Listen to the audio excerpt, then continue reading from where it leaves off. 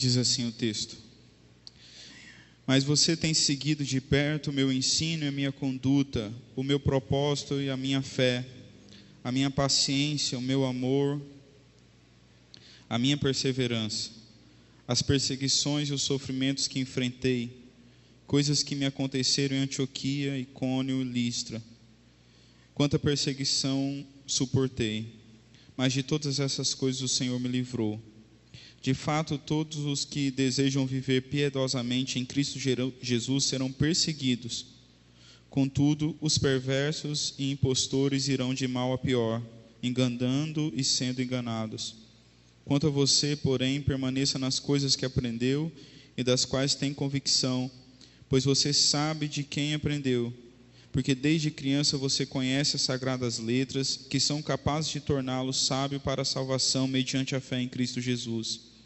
Toda a Escritura é inspirada por Deus e útil para o ensino, para a repreensão, para a correção e para a instrução na justiça, para que o homem de Deus seja apto e plenamente preparado para toda boa obra. Amém? Queridos, eu quero meditar com os irmãos no seguinte título nessa noite: a autoridade das Escrituras e a vida cristã. A autoridade das Escrituras e a vida cristã. Diz a canção: todo homem tem direito de pensar o que quiser. Todo homem tem direito de amar a quem quiser. Todo homem tem direito de viver como quiser. Todo homem tem direito de morrer quando quiser. Direito de viver, viajar sem passaporte. Direito de pensar, de dizer e de escrever. Direito de viver pela sua própria lei. Direito de pensar, de dizer e de escrever. Direito de amar como e com quem ele quiser.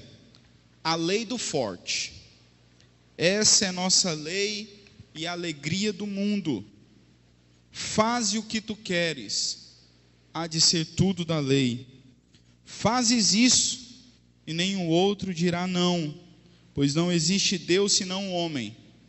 Todo homem tem direito de viver, a não ser pela sua própria lei, da maneira que ele quiser viver, de trabalhar como quiser e quando quiser, de brincar como quiser. Todo homem tem direito de descansar como quiser, de morrer como quiser. O homem tem direito de amar como ele quiser, de beber o que ele quiser, de viver aonde ele quiser. O homem tem o direito de desenhar, de pintar e cantar, de compor como ele quiser. O homem tem o direito de amar como ele quiser. Tomai vossa sede de amor como quiseres e com quem quiseres, há de ser tudo da lei. E o homem tem direito de matar todos aqueles que contrariarem a esses direitos. O amor é a lei, mas o amor sob vontade. Os escravos servirão. Viva a sociedade alternativa. Viva, viva. Os versos da canção A Lei, de Raul Seixas, refletem o pensamento filosófico ou religioso conhecido como telema, que é baseado num postulado adotado como princípio fundamental por algumas organizações ocultistas. A lei do telema é: faze o que tu queres, há de ser todo da lei. Provavelmente você conhece uma outra música do Raul Seixas que exemplifica esse mesmo conceito filosófico, que é uma música chamada Sociedade Alternativa. Mas o que parece correto e bom, na prática nem viável é. Ninguém vive da maneira que quer. Os homens casados sabem muito bem disso. Nós não vivemos da maneira que queremos. Ninguém consegue viver do jeito que dá na sua cabeça.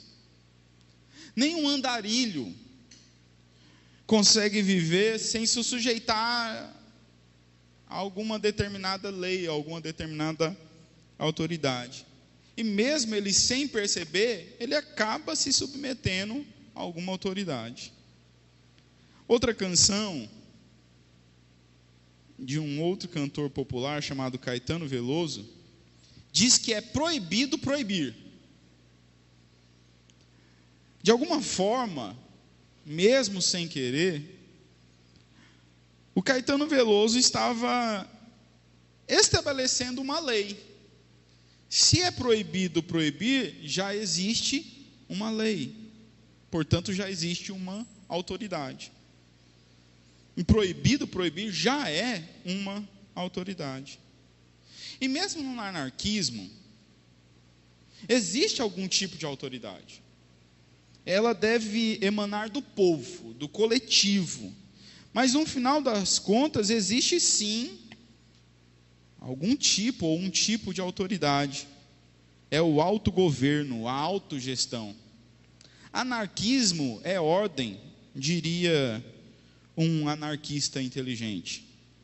Definitivamente, irmãos, mesmo que o homem não queira, mesmo que a sociedade lute contra isso, todo ser humano se submete a algum tipo de autoridade. Por mais que não queira, por mais que lute, por mais que se esforce para não se submeter, todos nós nos submetemos a algum tipo de autoridade.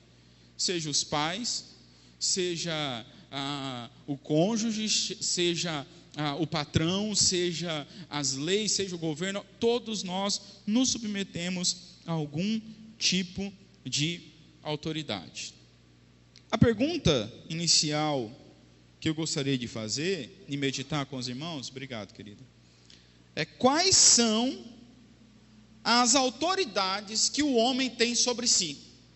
Se todos nós estamos submissos a um tipo de autoridade, se todos nós, mesmo sem querer, nos submetemos a alguma autoridade, quais são as autoridades que estão sobre todos os homens?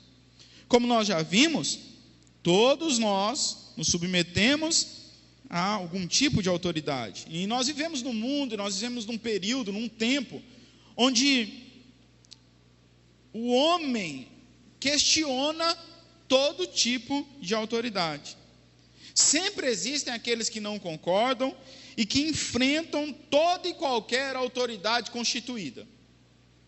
Verdade é, irmãos, que todo homem, todo ser humano, por mais que não queira, está debaixo de alguma regra, seja ela escrita, como a lei, seja ela um padrão moral, um padrão de comportamento imposto por um grupo social que pertence. Se você pertence a um grupo social, mesmo que você não queira, existe um tipo de autoridade, mesmo que inconsciente, dentro desse grupo social. A partir disso, um pensador, um teólogo, um pastor, chamado John Wesley, e dizem que foi ele que postulou isso, determinou que um homem, um ser humano, se submetia a 4 autoridades. Eles chamam isso de quadrilátero wesleyano.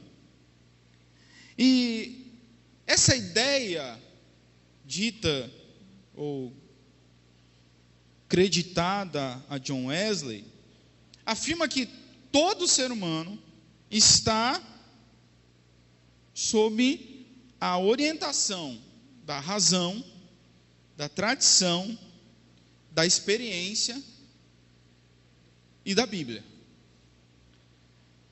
Não necessariamente da Bíblia, diria eu, mas de algum escrito sagrado. A primeira autoridade que todo ser humano se submete, irmãos, é a razão. Muitas das nossas decisões, muitas das ações que nós temos, são movidas pela razão.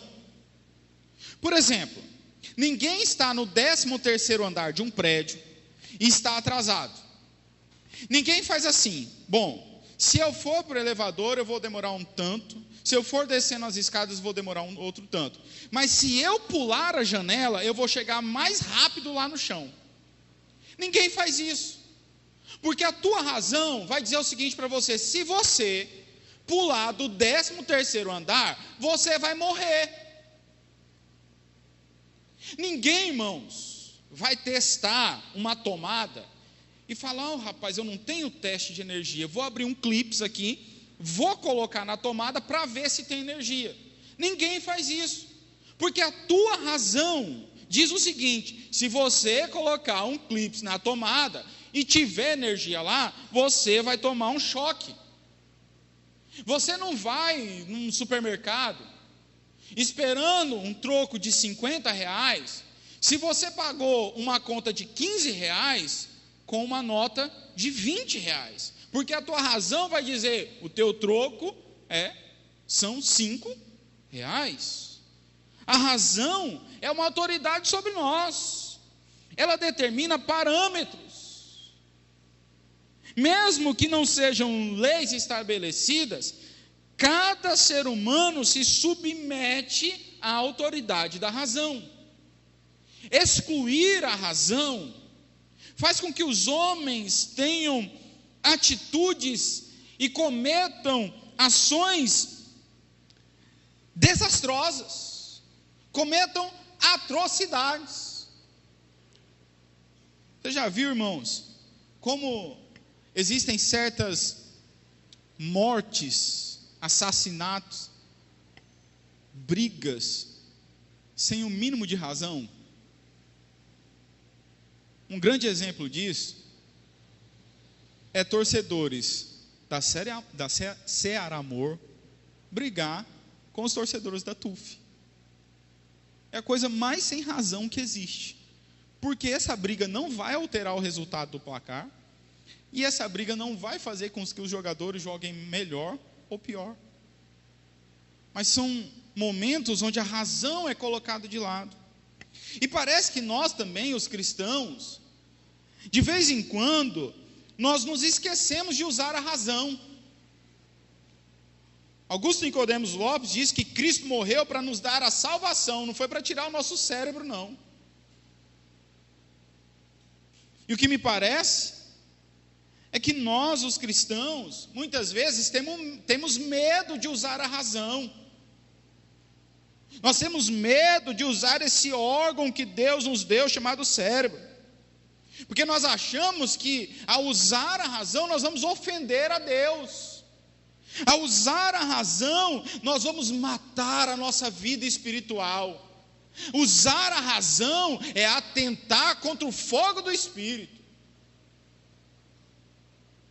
É por esse motivo, irmãos, que nós encontramos muitos cristãos sendo enganados por falsos profetas, simplesmente porque eles não pensam no que está sendo dito.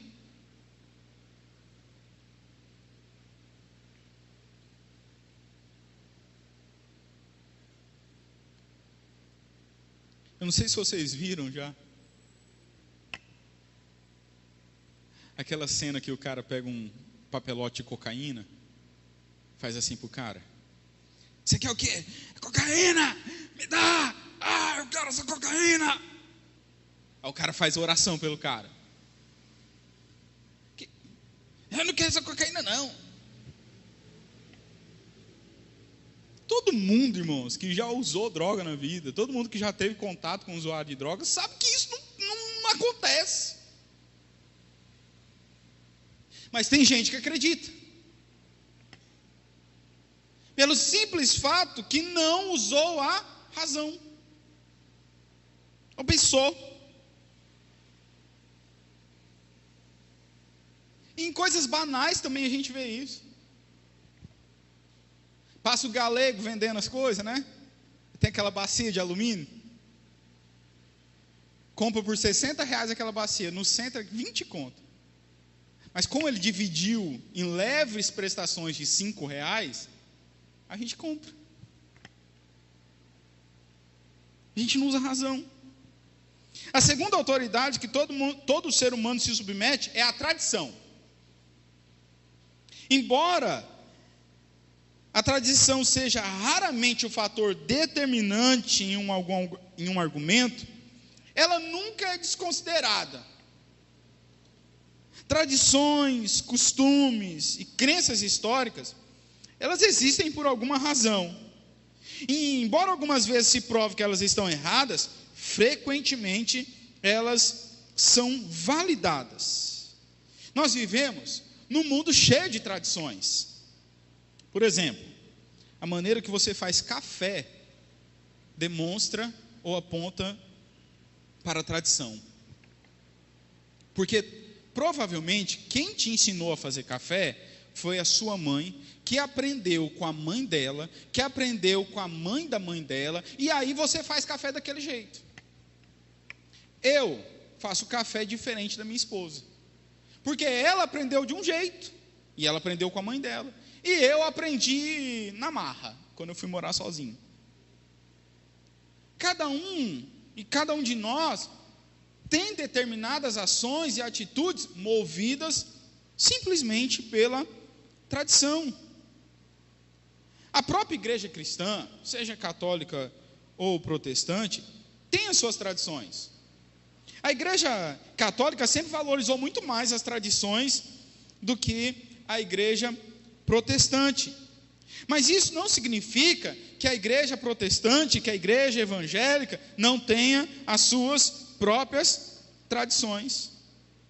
As tradições são normas de conduta, normas de comportamento, que não estão em nenhuma parte da Bíblia, mas que em alguns círculos evangélicos, elas são tidas como verdadeiras, pois elas estão ligadas à história, estão ligadas ao senso comum. Eu exemplifico esse fato, por exemplo, com o uso de terno e gravata. Não está escrito na Bíblia, mas se convencionou em alguns círculos evangélicos que o obreiro ou ministro deve usar terno e gravata nos cultos. Não estar escrito na Bíblia, irmãos, não torna o fato errado. Mas nós temos que tomar cuidado e atentar para o seguinte ponto: a tradição em si, ela não é ruim. Algumas delas são boas, algumas tradições são boas mesmo. Elas dão um padrão, elas organizam, elas protegem a comunidade. Mas a tradição pode se tornar ruim quando deliberadamente ela contraria as Escrituras. Muitas de nossas tradições, elas contrariam as Escrituras. Em alguns círculos evangélicos, alguém para se batizar tem que passar por todo o processo de discipulado para depois ser batizado. Mas na Bíblia nunca funcionou assim. Paulo 3 dias depois foi batizado. Teve gente que no mesmo dia que se converteu foi batizado.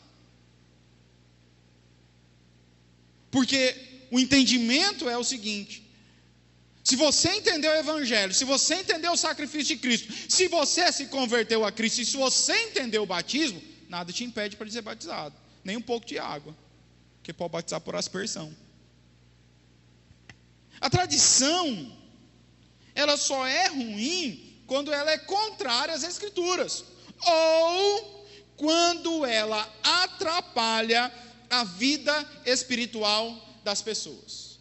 A tradição é ruim quando ela atrapalha a minha comunhão com Deus, quando ela atrapalha a minha espiritualidade, então a autoridade da tradição, ela se torna ruim. E exemplos não nos faltam desses malefícios que a tradição pode ocasionar. Você conhece gente que sobe no monte para orar? Pois é, não tem isso escrito na Bíblia. Em canto nenhum da Bíblia está escrito: suba ao monte para orar.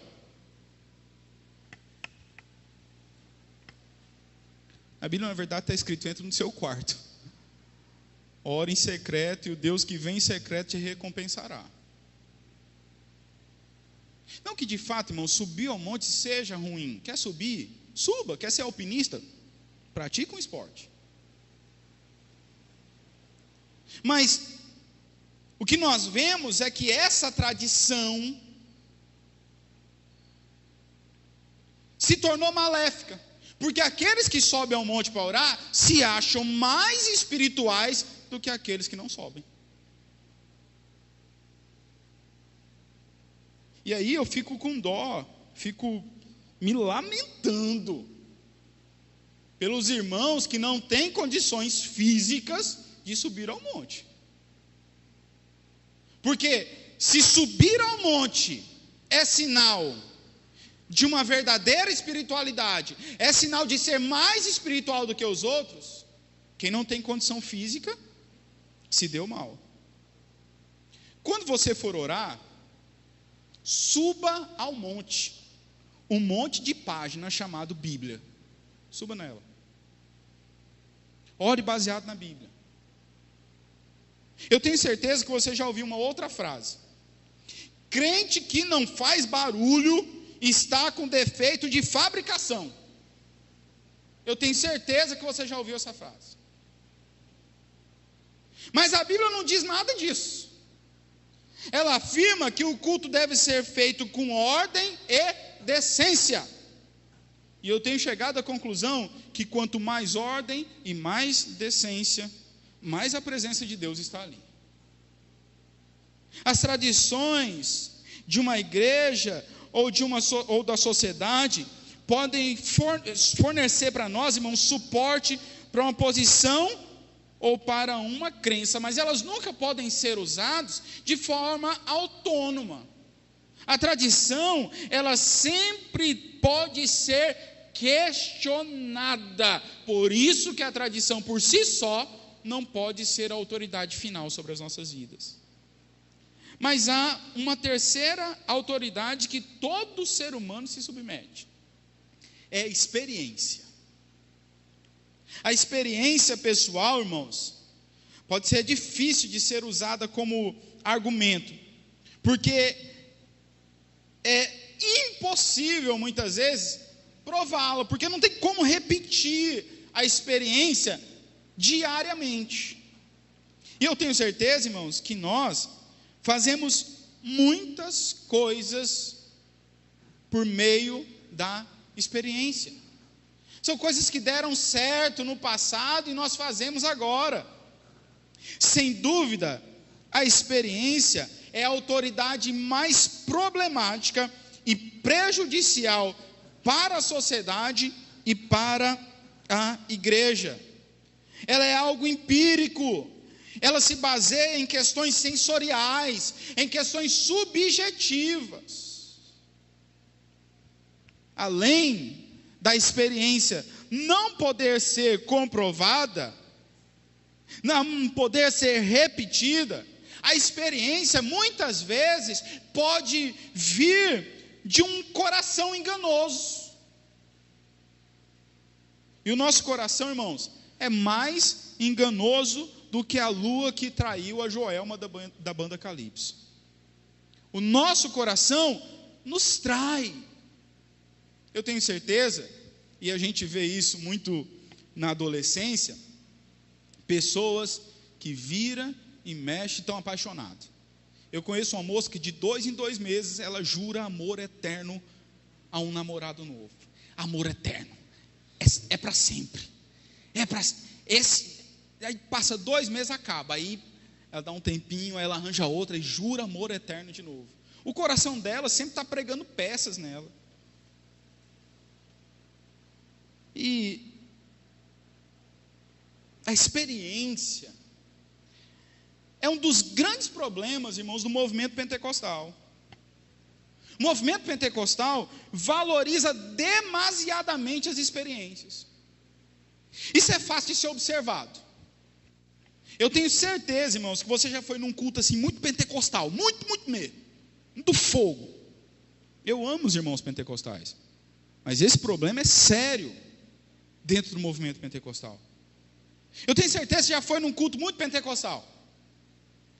De repente alguém diz assim: se você sabe falar em novas línguas, começa a falar em novas línguas. Se tiver 30 pessoas para falar em novas línguas, 30 fala. Se tiver 40, 40 fala. Se tiver 50, 50 fala. Falam todo mundo ao mesmo tempo.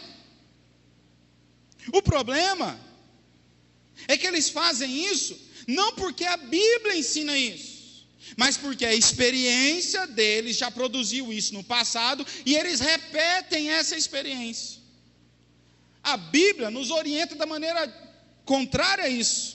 Paulo nos diz em 1 Coríntios capítulo 14, que no culto público devem falar em línguas 1, 2, 3, no máximo 3, cada um de uma vez, e que haja intérprete.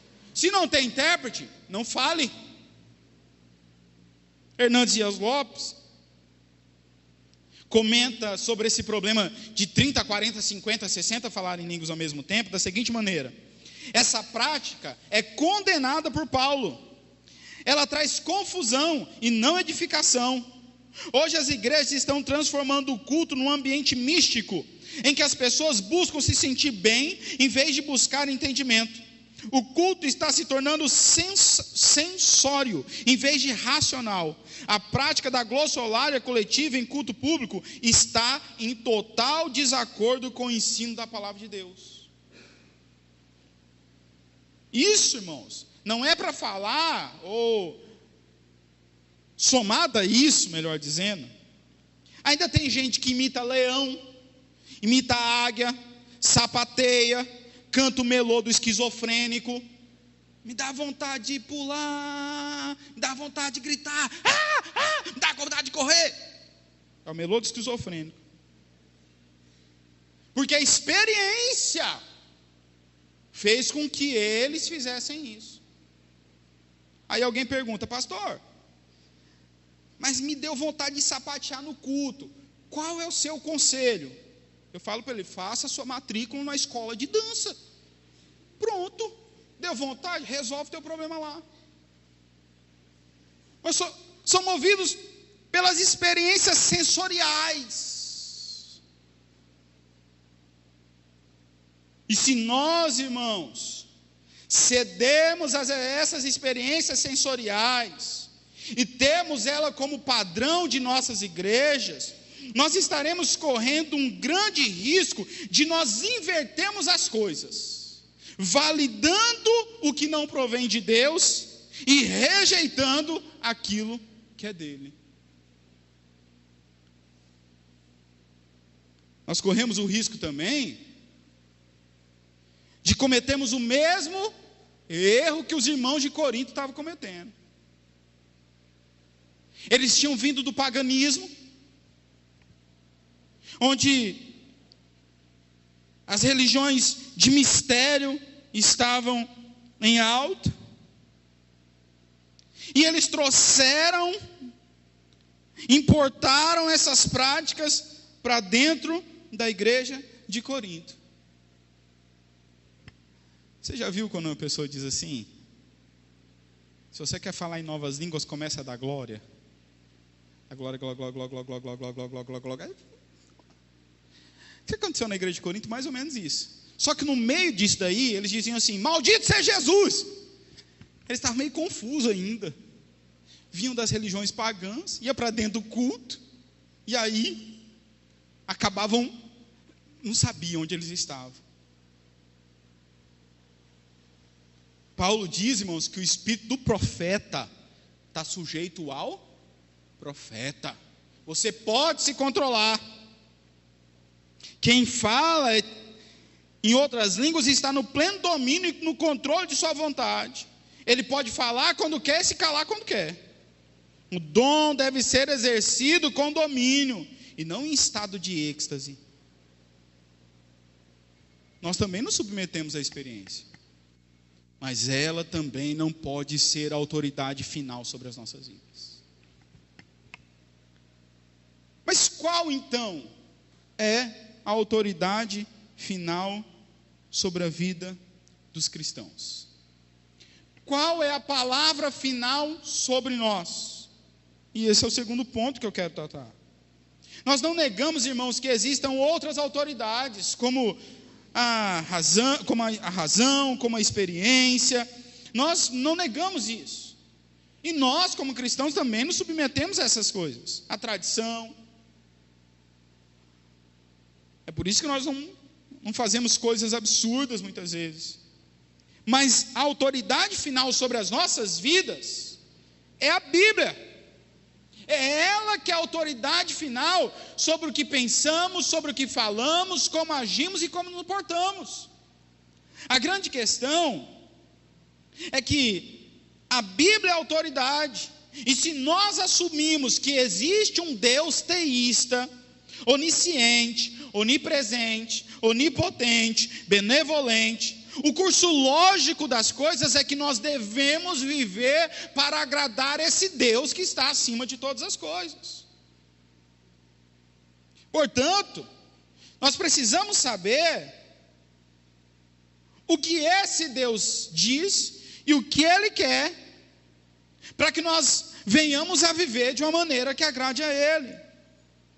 Se existe uma espécie de divindade superior, alguma forma de revelação especial, ela deve ser tratada como máxima autoridade.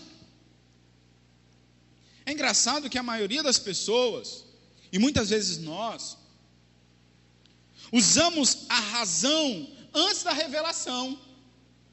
Nós usamos a razão antes da Bíblia. Mas fazer isso é algo ilógico, porque a lógica seria obedecer à revelação e depois à razão. E dificilmente a revelação, a Escritura, vai contrariar a lógica.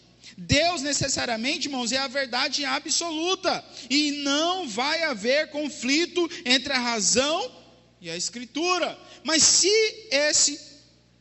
esse conflito existir, então nós podemos ter certeza que nós devemos nos submeter à Escritura. Quando a tradição e a razão e a Bíblia entram em choque, não podemos ter dúvidas. A palavra de Deus sempre estará em primeiro lugar. Todas as outras autoridades devem estar abaixo das santas Escrituras. Por isso, todas as vezes, irmãos, que nós somos pressionados a nos submetermos a alguma regra imposta por qualquer tipo de autoridade, nós devemos avaliá-la à luz da Bíblia, e se ela for coerente com a palavra de Deus, então nós devemos nos submeter a ela também. Agora,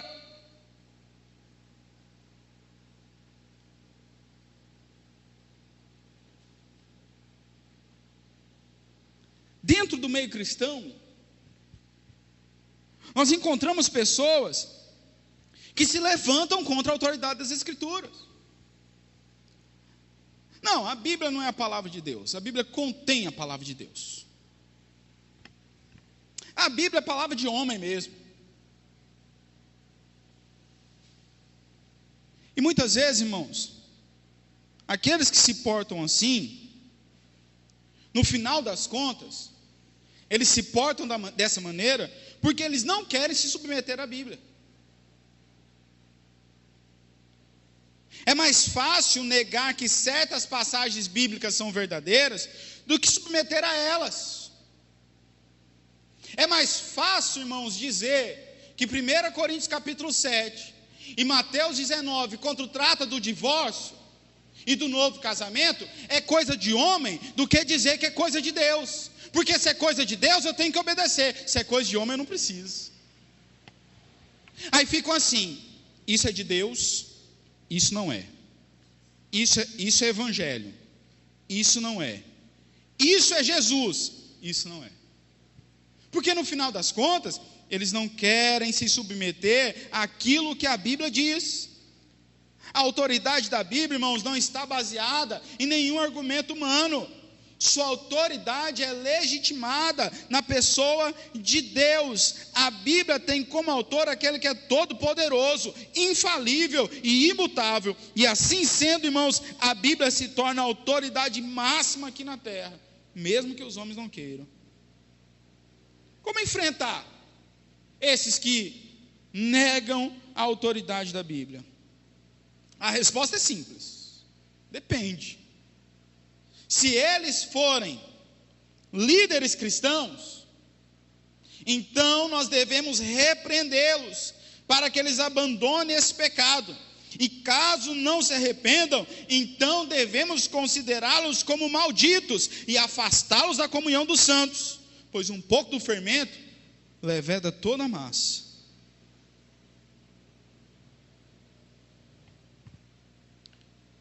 Com isso, dizendo sobre a autoridade da Bíblia, eu não quero dizer que nós temos que obedecer tudo o que a Bíblia diz, porque existem situações dentro da Bíblia, existem ordens dentro da Bíblia, que elas foram ordens específicas, e aquelas pessoas que receberam aquelas ordens, cumpriram. Você não precisa fazer a campanha da queda do muro de Jericó, porque o muro já caiu. A ordem não é para o cristão, a ordem era para o povo de Israel. Aí tem gente dando volta no muro feito de isopor, gritando, achando que aquela ordem vai funcionar na vida deles. Existem ordens na Bíblia que são para aquelas pessoas, e aquelas pessoas obedeceram ou desobedeceram. Precisamos estar atentos que existem ordens específicas, e essas ordens específicas, elas não são um padrão a ser seguido, mas elas servem para mostrar como Deus agiu na história daquelas pessoas ou da humanidade. Agora, terceiro ponto que eu quero destacar é por que o cristão deve se submeter à autoridade das Escrituras. Por que nós devemos nos submeter à autoridade desse livro? Nós devemos nos submeter porque nós compreendemos que ela é inspirada por Deus. Por inspiração, os cristãos ortodoxos entendem a ação do Espírito Santo supervisionando o processo da Escritura. Assim, nós entendemos que Deus, através do seu Espírito, orientou até a escolha das palavras. Nada foi colocado à toa. Ao longo da história, sempre existiram pessoas que questionaram essa inspiração, mas também sempre existiu muita prova de que a inspiração das Escrituras era verdadeira. O próprio testemunho de Jesus Cristo comprova que a Escritura é verdadeira. A harmonia de todas as suas partes declara que a Escritura é inspirada. O testemunho da palavra de Deus sobre fatos históricos determinam que ela também é inspirada. Profecias cumpridas, a preservação em meio a ataques, tudo isso prova a inspiração das Escrituras. Mas a história também prova que é útil a orientação bíblica para a humanidade. Por que nós devemos nos submeter? Primeiro, porque a Bíblia é inspirada, mas segundo, porque a história prova que o que a Bíblia diz, se colocado em prática corretamente, traz resultados positivos para a sociedade. Muitos daqueles que são inimigos da cruz reconhecem que os seus preceitos bíblicos ainda são válidos para as nossas vidas. Por que nós devemos seguir a autoridade da Bíblia? Porque ela demonstra o caminho da salvação. O texto bíblico que nós lemos diz: porque desde criança esperança, você conhece as sagradas letras que são capazes de torná-lo sábio para a salvação, mediante a fé em Cristo Jesus. A natureza, a imagem de Deus no homem, elas são suficientes para a salvação. Elas revelam que Deus existe, elas declaram que Deus criou as coisas. Mas é necessário, e foi necessário, que Deus, através dos homens inspirados, deixasse um livro que nos indicasse o caminho da salvação. Existem aqueles, irmãos, que não creem na Bíblia, por afirmarem que ela é fruto da percepção dos homens sobre Deus. Esses que assim pensam, deveriam também não crer em Deus, pois foi por meio dela, da Bíblia, que eles chegaram a esse conhecimento. Acho incrível que falsos mestres, que caíram e caídos ficaram, desvalorizem as Escrituras. Então eu pergunto a esses, como eles chegaram ao conhecimento de Cristo? Foi uma revelação por meio de um sonho? Foi a revelação por meio de uma visão que mostrou para eles Cristo? Não, foi por meio da palavra de Deus. Quais são as consequências de nós nos submetermos à autoridade da Bíblia? A primeira consequência, irmãos, é ser perseguido. É a primeira consequência. O texto que nós lemos diz: mas você tem seguido de perto o meu ensino, a minha conduta, o meu propósito, a minha fé, a minha paciência, o meu amor, a minha perseverança, as perseguições e os sofrimentos que enfrentei. Paulo era um homem que levava a sério a autoridade da Escritura, mesmo se tratando apenas naquele momento de Antigo Testamento. Consequência que ele teve para a vida dele, por ser perseguido. Os cristãos ainda não entenderam, irmãos, que a consequência de seguir a Bíblia, às vezes não será agradável. A sociedade cada vez mais está mergulhada em seus próprios pecados, suas filosofias, ideais cada vez mais distantes daquilo que a Bíblia ensina. Os homens odeiam a Bíblia, pois ela condena a vida que eles têm levado. Os homens odeiam a Bíblia, porque ela diz quem realmente eles são. Os homens odeiam a Bíblia, pois ela tira deles toda a glória desse viver. Os homens odeiam a Bíblia, pois ela retira deles a autonomia de pensar e ter. Não se apavore. Cada dia ficará pior para os cristãos. Cada dia ficará mais difícil para aqueles que são cristãos. Mas o caminho deve ser de suportar a pressão. Os homens podem dizer o que quiserem, nós devemos permanecer com aquilo que as Escrituras dizem para nós. Qual é a consequência de ter a Bíblia como autoridade suprema sobre nós?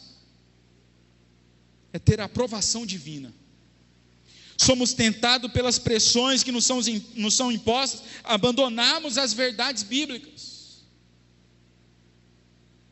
E nós somos pressionados a abandonar a autoridade da Bíblia para recebermos a aprovação dos homens. O relativismo que invade o cristianismo ortodoxo e o cristianismo progressista são a grande prova disso. Mas como apóstolo Paulo, devemos fazer a seguinte pergunta: queremos agradar a Deus ou aos homens? Pois se nós queremos agradar a Deus, nós precisamos nos submeter às Escrituras. Qual é a consequência de nós nos submetermos à autoridade das Escrituras? É prestar um culto agradável a Deus. O sincretismo religioso sempre foi um problema, e essa dificuldade ainda permanece nos nossos dias.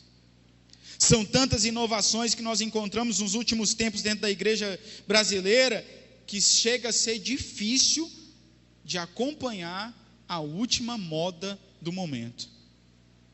São cultos totalmente egocêntricos, onde Deus é esquecido e somente o homem e suas necessidades são lembrados.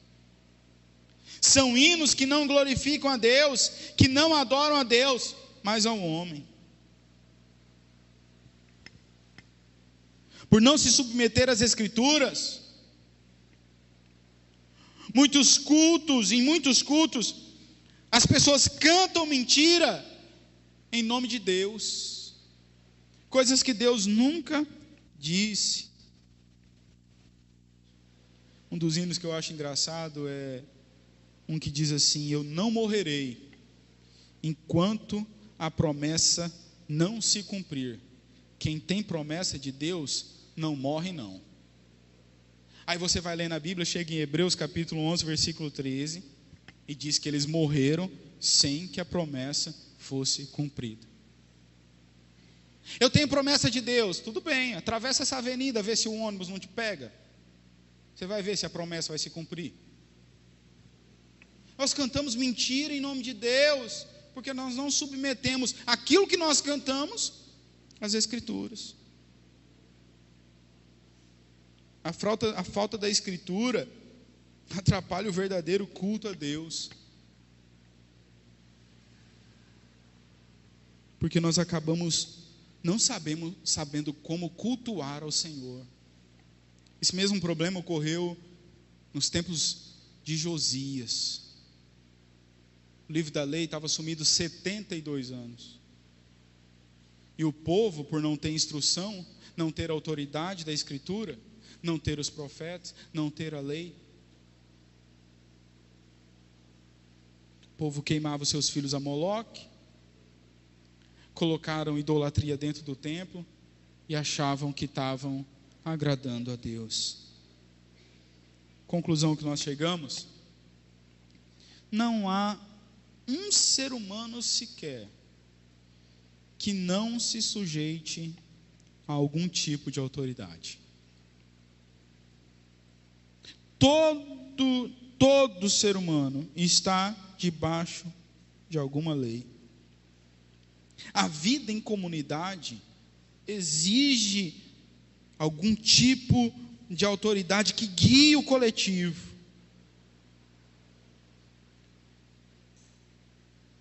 Raul Seixas e o Telema estão enganados. Faça o que tu queres, há de ser tudo da lei. Não é uma verdade. Todo cristão se submete à autoridade da tradição e da razão, mas acima delas está a autoridade das Escrituras. Todo cristão se submete à autoridade da experiência, mas a autoridade da Escritura está acima dela. Se nós queremos viver, irmãos, para a glória de Deus, então nós precisamos nos submeter à autoridade da palavra. Que o Senhor abençoe os irmãos em nome de Jesus.